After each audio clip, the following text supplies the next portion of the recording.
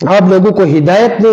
اللہ کا واسطہ دے کر کہتا ہوں کہ آپ ملحدین لوگوں کے لیے چور دروازے ہیں، ملحدین کے لیے راستہ صاف نہ کریں، ملحدین کو دین اسلام کے بارے میں اعتراض کرنے کی گنجائش نہ چھوڑیے، گالی نہ دے، بد اخلاقی نہ کریں، بد زبانی نہ کریں، یہی اسلام کا حکم ہے۔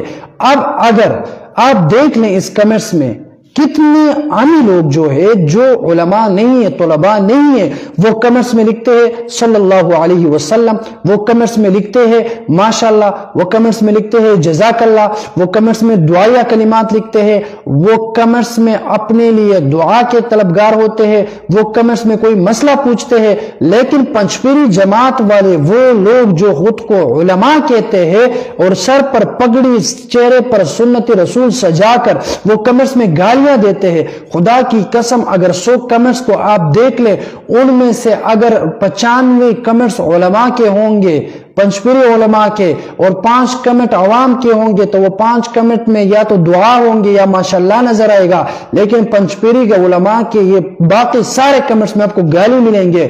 تو بھائی یہ تو اسلام کا طریقہ نہیں، یہ تو دین کا طریقہ نہیں۔ کسی کے ساتھ آپ کے اگر طبیعت نہیں لگتی ہے تو پھر اس کے ویڈیوز نہ دیکھیں، اس کے پیج کو بلاک کریں۔ کیوں سنتے ہیں جس کی بات آپ پر بری لگتی ہو؟ گالی دینے سے کیوں اپنی گھریلوی تربیت کو آپ لوگوں کے سامنے پیش کرتے ہیں؟ اب اگر کسی انسان کو آپ پسند نہیں کرتے، کسی کی بات سے آپ کو تکلیف ہے، تو پھر بلاک کر دو، چھوڑ دو ان کی بات کو سننا۔ کیوں گالی دے کر اپنے آخرت کو برباد کرتے ہو؟ کیوں گالیاں دے کر اپنے اعمالی نامہ میں غلط خطرہ اپنے لیے مول لیتے ہو؟ آپ گالی دو گے 1000 مرتبہ، مجھے خدا کی قسم اللہ مجھے اجر دے گا۔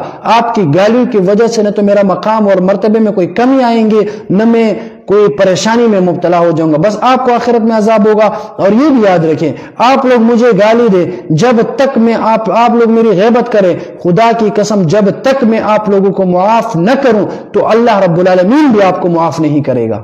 تو بھائی کیوں آپ لوگ اپنے آخرت کو تباہ کرتے ہیں؟ میں آپ کے آخرت کی فکر کے بارے میں کہتا ہوں کہ آپ جس کو گالی دے رہے ہیں اس کی وجہ سے اگر آپ کو کوئی تکلیف ہے، اس کی فیس بک پیج کو بلاک کر دے، اس کو نہ سنیے، اس سے بائیکاٹ کرے۔ لیکن گالی دے کر، غیبت کر کے، چغلی اور بہتان لگا کر، کسی پر اعتراض کر کے اپنے آخرت کیوں تباہ کرتے ہو؟ آپ میرے بارے میں بد اخلاقی کرو گے، گالیاں دو گے، چغلی کرو گے، تو جب انسان خود معاف کرے، جب تک انسان اپنا حق اور اپنا حق معاف نہ کریں تو اللہ بھی معاف نہیں کرتا ہے۔